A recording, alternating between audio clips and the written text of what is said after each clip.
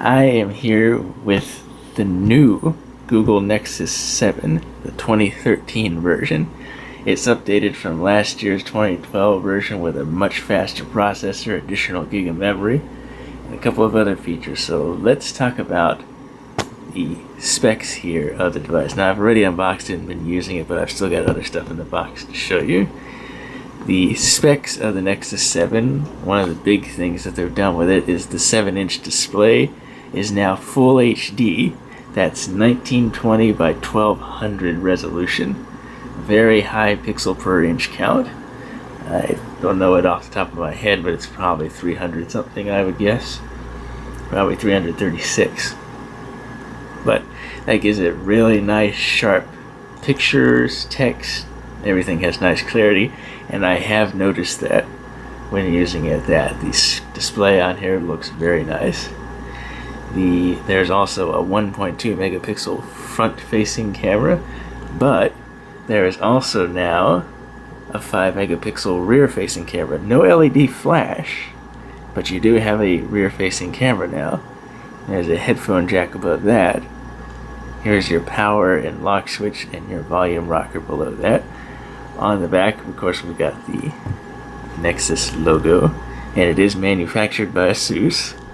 Now, they've done away with the rubberized back that the first version had. This is more of a solid finish on it. It is a thinner design, and it is also pretty lightweight. It's only about 11 ounces. I would almost mistake the weight of this for an ebook reader. It's that light. On the bottom is our micro USB charging port. No micro SD card slot, so there's no memory expansion that you can have on it, and that's the only external port on here. Now, an MHL adapter that takes your micro USB to HDMI to put it on your television can be used through that. It does support that capability. Now, as far as the internals on the Nexus 7, it uses the Qualcomm Snapdragon S4 Pro quad-core processor. It's clocked at 1.5 gigahertz per chip, and it also has a very good GPU with that. I'll show you the benchmarks and Antutu benchmark when we get to it. Again, there's an additional gig of memory over the last version, so it's got 2 gigs now. It also has Bluetooth 4.0, so it's got that nice bandwidth, especially if you're going to do something like Bluetooth video streaming.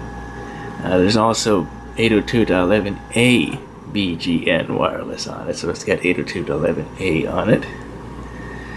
And let's see, what else are the features of there? Oh, it does have the latest version of Android Jellybean. It uses version 4.3. And being a Google device from them, it will always have the latest version of Android installed on it. And also, right above the camera is our ambient light sensor. It's right there. And of course, that will adjust the screen brightness in varying light conditions automatically. And below that, you may have seen it flashing a couple of times. We have a notification LED right there.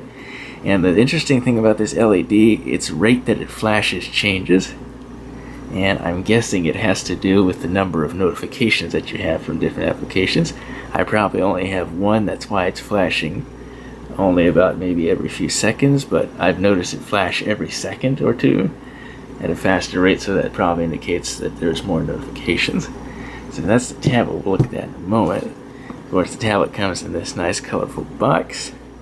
I got it as an open box store return at Best Buy, so I got a little bit off of it.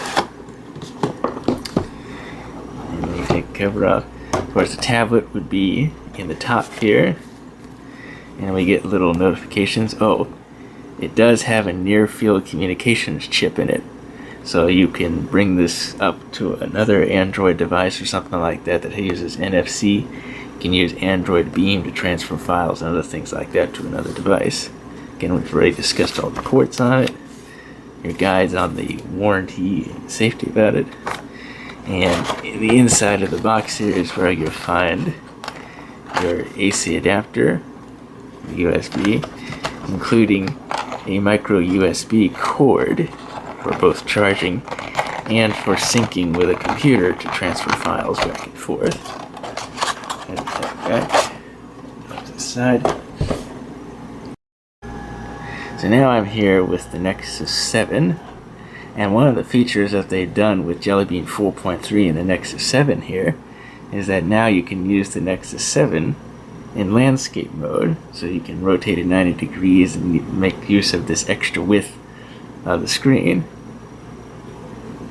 Again, also this display is that 1920 by 1200 resolution, so everything looks nice and crisp. However, my camera will not focus enough to let you see that.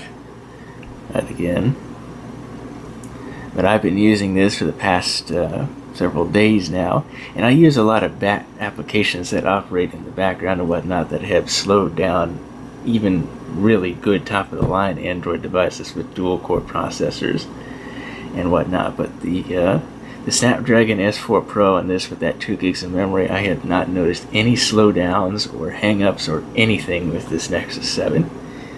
Very impressed with that.